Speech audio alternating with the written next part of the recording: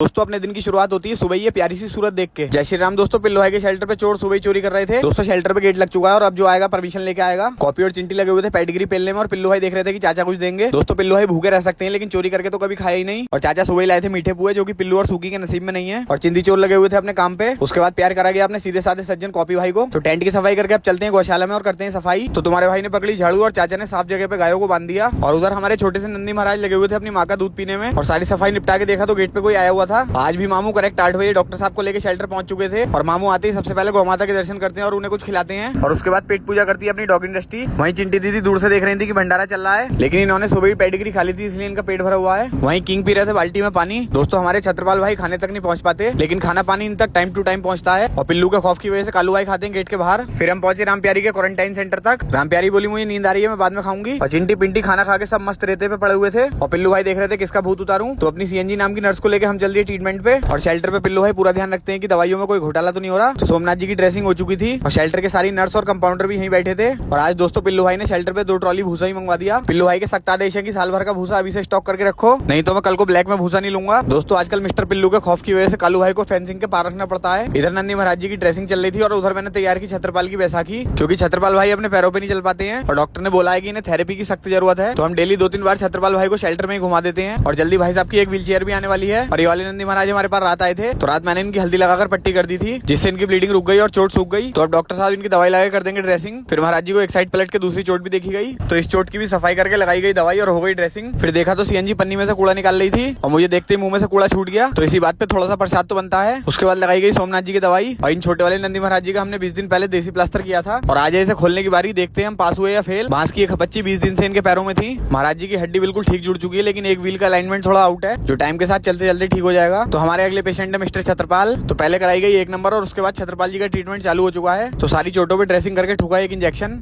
वहीं शेल्टर के बाहर मामू भूसे वाले का पेमेंट कर रहे थे और भाई साहब को अगली 20 ट्राली का ऑर्डर दे दिया गया है। और एट लास्ट नंदी जी के सुई लग के काम खत्म। पूरी गौशाला चकाचक लग रही थी और मैंने उठाई कूड़े की थैली, क्योंकि शेल्टर पे बिल्कुल नेटवर्क नहीं आते और मुझे अपलोड कर दिए रील। तो मामू और डॉक्टर साहब के साथ लिफ्ट लेकर रास्ते में फेंका कूड़ा और पास ही एक आम के बाग में बैठ कर करी रील अपलोड। और काम पूरा होते ही मामू भी मुझे लेने आ गए। सूत्रों के हवाले से पता चला कि इस घर में एक बच्चा है जो कि बहुत ज्यादा परेशान है। और ये मेरा लाल इतने प्रेम से लेटा हुआ था कि तभी हमने इसका नाम प्रेमपाल रख दिया। मैंने पूछा प्रेमपाल भाई क्या दिक्कत है, तो बोले एक पैर मोटा हो रहा है। प्रेमपाल के पैर की सर्जरी होगी, जिसके लिए जाना पड़ेगा हमें हायर सेंटर। लेकिन आज तो हॉस्पिटल का टाइम ओवर हो चुका है, तो हम जाएंगे कल। फिर मामू के घर जाके देखा तो पिल्लू गैंग के किसी चाहने वाले ने पेडिग्री के 2 पैक भिजवाए थे। तो मामू लगे कन्हैया जी की पूजा पाठ में और मैंने उठाए कोने में से अपने वस्त्र और नहा धो के हो गया तुम्हारा भाई तैयार। और फर्स्ट क्लास भोजन करके अब चलते हैं शेल्टर पे। बाहर आकर देखा तो एक और डॉग फूड का बैग किसी ने भेजा था। आप सभी का बहुत बहुत दिल से धन्यवाद हमें इतना प्यार देने के लिए। फिर मार्केट से लिए एक सर्जिकल सीजर। 12 बज रहे थे और आंख बरस रही थी। अभी तो दिनचर्या शुरू हुई है। मिलते हैं नेक्स्ट वीडियो में। बोलो हर हर महादेव।